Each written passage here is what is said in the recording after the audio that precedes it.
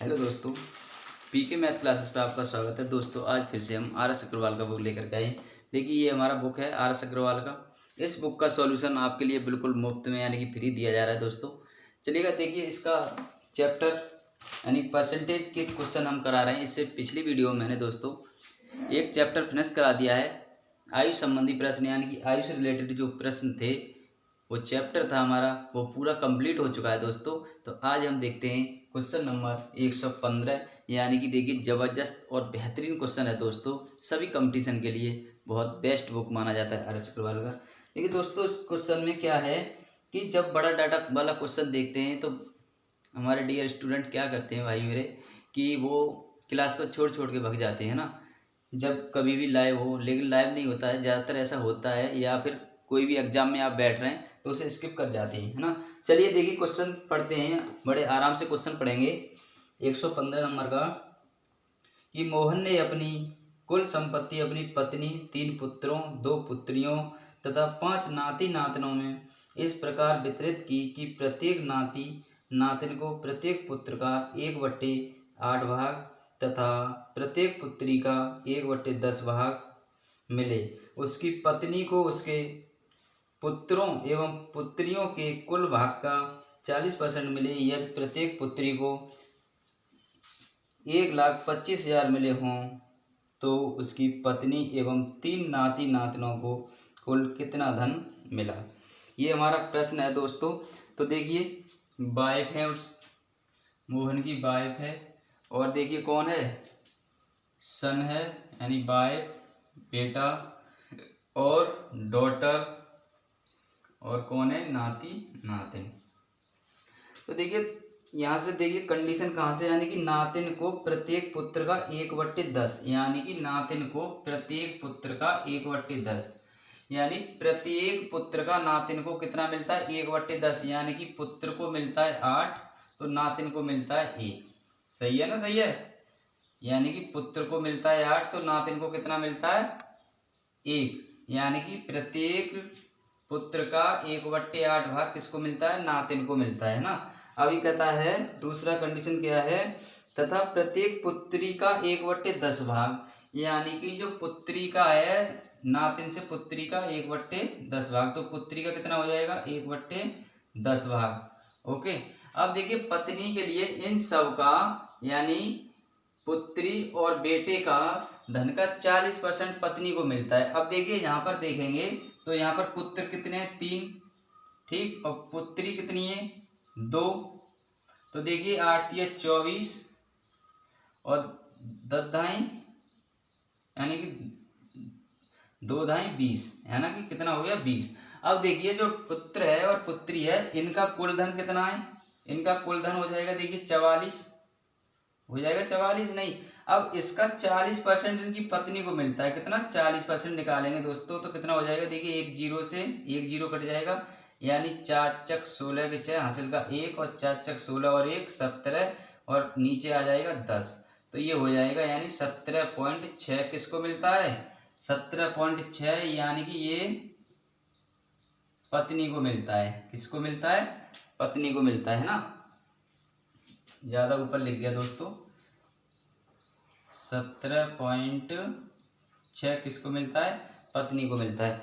अब ये कहता है, देखिए क्वेश्चन कहता है कि प्रत्येक पुत्री को यानी कि प्रत्येक पुत्री को 1,25,000 मिले हों तो उसकी पत्नी एवं 3 नाती नातनों को कुल कितना धन मिला, यानी कि कुल नाती नातनों को कितना धन मिला। देखिएगा 3 नाती नातिन, यानी कि यहाँ पर 3 नाती नातिन है, एक ये है तो इसका 3 करेंगे तो कितना हो जाएगा 3, यानी 5 थे, यहाँ नहीं रहने देंगे, यहाँ रहने दीजिएगा। तो ये हो जाएगा देखिए, यानी कि 10 का वैल्यू है 1,25,000, यानी प्रत्येक पुत्री को कितना मिल रहा है 1,25,000। तो देखिए अब वाइफ को और नातिन, 3 नातिन और वाइफ को कितना धन मिलेगा, तो देखिए 3 नातिन और 17 नातिन कितना हो जाएगा 20, यानी कि 17.6 और प्लस 3 नातिन, इनके लिए कितना धन मिलेगा, तो ये हो जाएगा हमारा 20.6। यानी कि दोस्तों देखिएगा 10 बराबर 1,25,000 है, यानी कि एक पुत्री का इतना मिलता है, तो 20.6 का निकाल देंगे वैल्यू। देखिए इतना बड़ा क्वेश्चन और कितना शॉर्ट तरीके से बता रहा हूँ। यानी कि 20.6 का वैल्यू निकालेंगे तो ये हो जाएगा 1,25,000 गुणा 20.6 अपॉन में 10। तो देखिए एक जीरो से एक जीरो कट जाएगा और पॉइंट काटेंगे तो इधर से एक जीरो कट जाएगा, यानी कि ये हो जाएगा 1250 गुणा 206। अब इनका हम मल्टीप्लाई करेंगे दोस्तों, तो देखिए हमारा आंसर आ जाएगा, कितना आ जाएगा 25 लाख, यानी कि 2,57,500, 2,57,500 ये हमारा आंसर आ जाएगा। ओके, इसकी ऑप्शन नंबर बी करेक्ट हो जाएगा। तो दोस्तों प्लीज़ कमेंट बॉक्स में ज़रूर बताइए, अगर कुछ डाटा समझ में नहीं आया हो तो कमेंट बॉक्स में ज़रूर बताइएंगे, जिससे कि मैं आपके लिए और अच्छे तरीके से प्रयास करूँगा, है ना। चलिए, यानी कि देखिए ये जो आंसर है ये कितना हो जाएगा 2,57,500, यानी कि बी करेक्ट आंसर हो जाएगा इसका। इससे नीचे दोस्तों यही लिखा है, ठीक है, ये हमारा क्या हो जाएगा आंसर हो जाएगा। चलिएगा नेक्स्ट क्वेश्चन देखेंगे, 116 नंबर क्वेश्चन देखेंगे।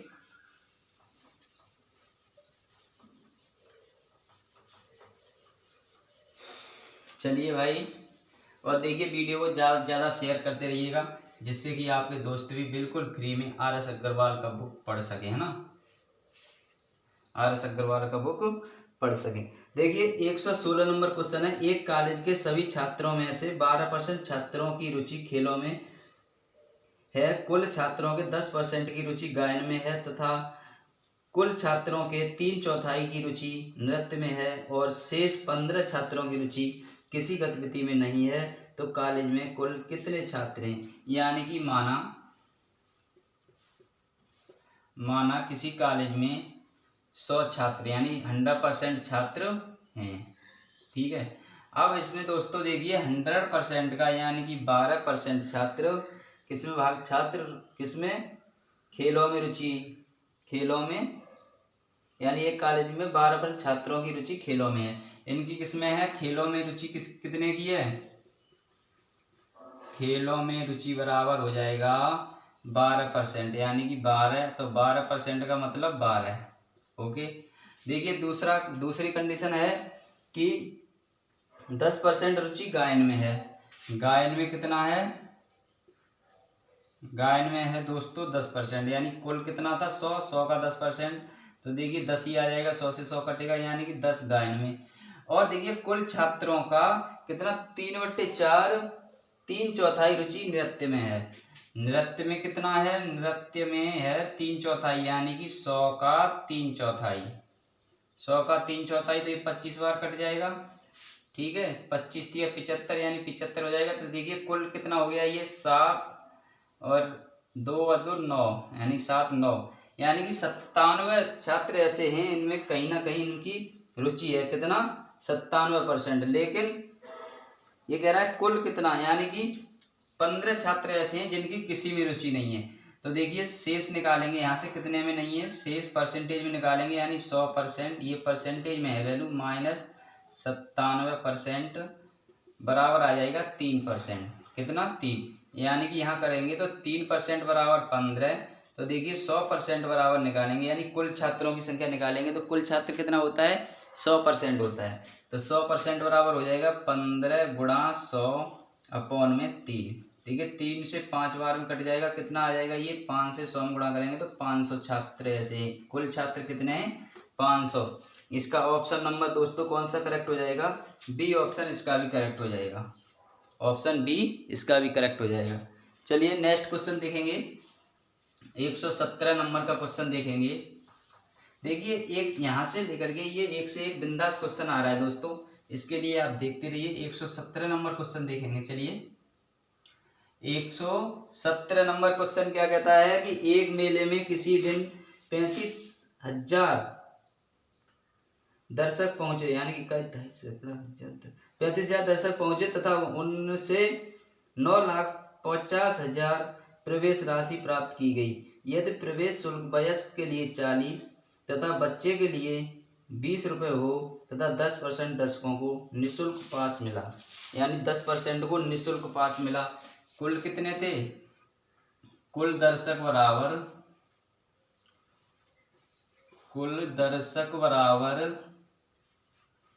35,000। कुल दर्शक बराबर कितना है? 35,000। इनमें से क्या हुआ कि 10% पर कोई चार्ज नहीं है, यानी कि वो निःशुल्क है। 10% पर कोई चार्ज नहीं है, तो ये कितना हो जाएगा? 1, 2, यानी कि 3500 छात्र क्या हैं, इन पे से कोई चार्ज नहीं लिया गया। 3500 छात्र पैसे यानी 3,500 से कोई चार्ज नहीं लिया गया। तो शेष निकालेंगे कितना? शेष बराबर हो जाएगा, देखिए 35,000 माइनस 3500 कितना हो जाएगा? 0,051।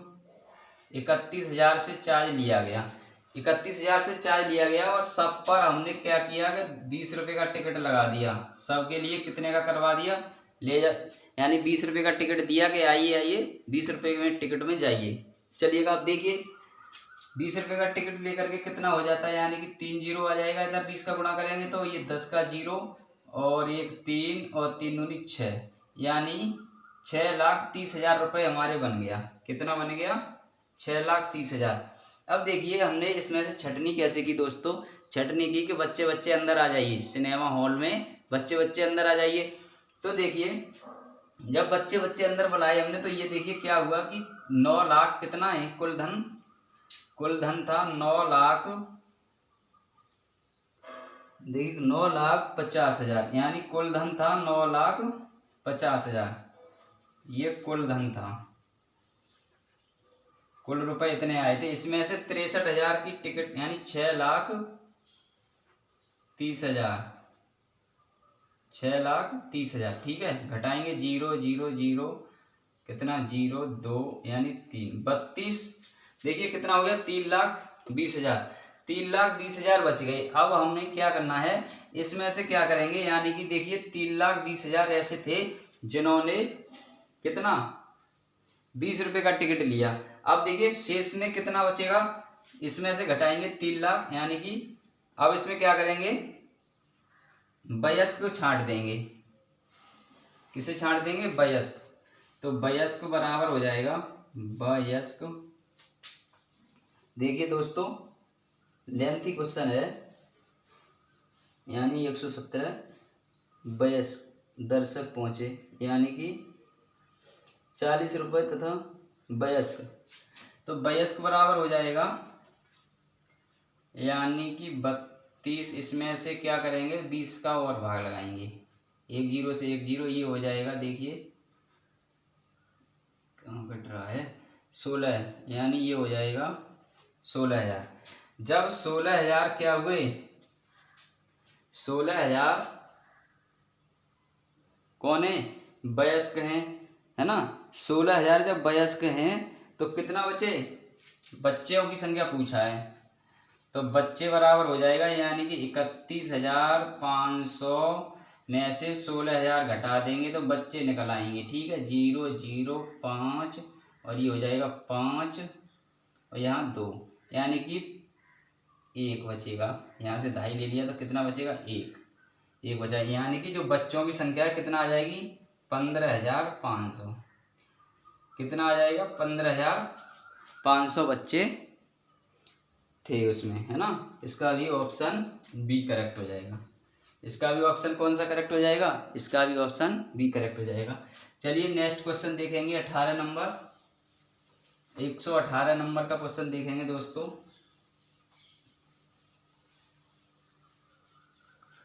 118, देखिए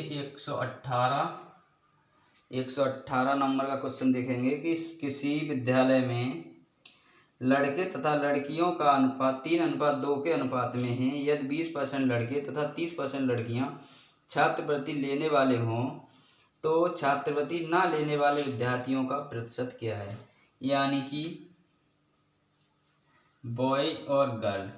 3:2 के अनुपात में। देखिए दोस्तों, कैलकुलेशन सरल करने के लिए हम इसके साथ दोनों के साथ जीरो लगा लेते हैं। रेशियो में जीरो बढ़ाएंगे या कोई भी नंबर बढ़ाएंगे तो कोई अंतर नहीं आता, ठीक है। अब ये कहता है कि जो बॉयज हैं, यानी कि बॉयज मान लिया हमने 30 हैं, ठीक है। अब बॉयज का क्या है कि देखिएगा 20% लड़के छात्रवृत्ति लेने वाले हों, यानी 20% छात्रवृत्ति लेने वाले हैं, तो 80% कैसे हो जाएंगे ना लेने वाले, तो इसका 80% निकाल देंगे। 1 2 यानी 8 3 24 लड़के जो ऐसे हैं, जो 24 लड़के ऐसे हैं वो छात्रवृत्ति नहीं लेते हैं। अब देखिए गर्ल्स निकालेंगे, तो गर्ल्स बराबर हो जाएगा 20, यानी 30% छात्रवृत्ति लेती हैं, तो 70% ऐसी होंगी जो छात्रवृत्ति नहीं लेंगे। तो देखिए 100 यानी 1 0 से 1 0 कितना है ये 7 दूनी का 14, यानी कि कुल छात्र कितने हो जाएंगे, गर्ल्स और यानी बॉयज और गर्ल्स कुल कितना हो जाएगा, कुल बराबर हो जाएगा देखिए 14 यानी कि 38